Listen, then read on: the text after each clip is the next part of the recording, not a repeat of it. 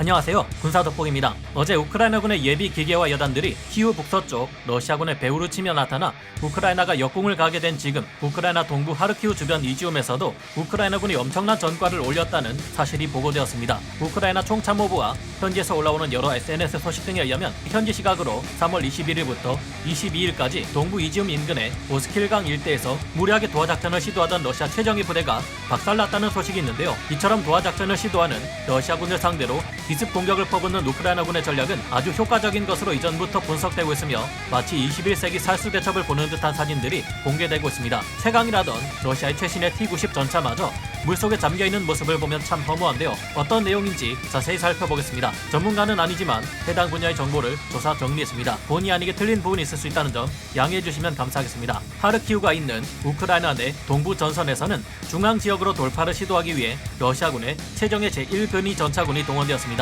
이들은 이번 공세를 통해 우크라이나 중앙 지역으로 진출, 마리우폴 지역은 물론 돈바스 지역의 우크라이나 군과 드니프르강 일대 우크라이나 증원군 전력이 연결되는 것을 막으려 했는데요. 이들은 그 과정 중 이지움 지역에서 우크라이나 영토 방위군의 격렬한 저항에 부딪혔습니다. 그러자 제1근위 전차군을 비롯한 러시아군은 작전을 바꿔 이지움 외곽에 있는 오스킬 강을 건너기 위해 도하작전을 실시했는데요. 이 도하작전을 위해 러시아 제1근위 전차군 예하에 제45 공병연대를 투입했습니다. 이들은 기동부대 염호를 받으며 오스킬 강변에 도하장비를 동원했지만 우크라이나군의 기습을 받고 격퇴당하고 말았다는데요. 러시아의 제45 공병연대는 이 작전을 시도하던 중 대부분의 도하장비를 잃거나 노획당했으며 전투 중 제45 공병연대장 미콜라이 오브차렌코 대령이 희생되었다고 합니다. 확실한지 확인되지는 않고 있지만 제45 공병연대 자체가 이번 우크라이나 영토 방위군의 기습을 받고 괴멸에 이르는 피해를 입었다고 하는데요. 확실한 것은 도하장비 대부분을 잃거나 노획당한 이 부근에 러시아 군들은 당분간 도하작전을 수행하기 어렵게 되었습니다.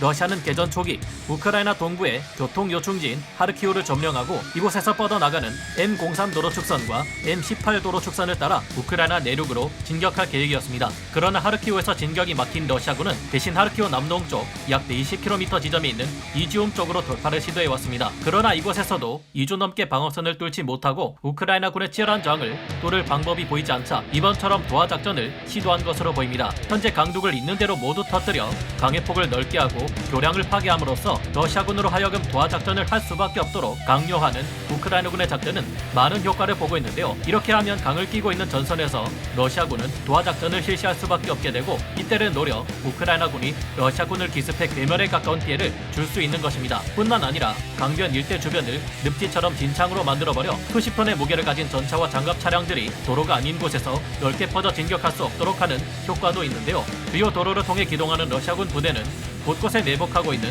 우크라이나군의 기습 공격을 받고 보급로가 차단되거나 고립된 채 포로가 될 수밖에 없는 상황이 점점 늘어나고 있습니다. 심지어 이르핀강 일대에서는 21세기 살수 대첩을 연상시키는 일도 벌어진 바 있는데요. 살수 대첩이란 고구려의 을지문덕 장군과 훗날 영유왕이 되는 고건무의 주도 아래 이뤄낸 한국 전쟁사 중 가장 인지도가 높은 승전 기록 중 하나인데요. 흔히 강감찬 장군의 비주 대첩, 이순신 장군의 한산도 대첩과 함께 한국사 3대 대첩이라 불리는 살수 대첩은 30만 별동대를 조직해 고구려를 쳐들어온 수나라를 일거에 격퇴한 전쟁으로 유명합니다. 고구려의 을지문덕 장군은 당시 쳐들어오는 수나라군을 지금의 청천강 일대의 살수에까지 깊숙이 요인한 다음 수나라군이 강을 절반 정도 건넜을 때 일제히 전 병력을 집중시켜 총공격을 가해 대승을 거뒀는데요. 고구려의 공세 후방을 공격당한 수나라군은 뒤로 병력을 뺄 수도 없고 앞으로 계속 강을 건널 수도 없는 아비규환의 상황에서 30만 별동대의 거의 대부분을 잃고 2,700여 명의 병사만 남았던 바 있습니다. 이처럼 도하작전 중인 적군을 기습하는 것은 고대전에서부터 현대전에 이르기까지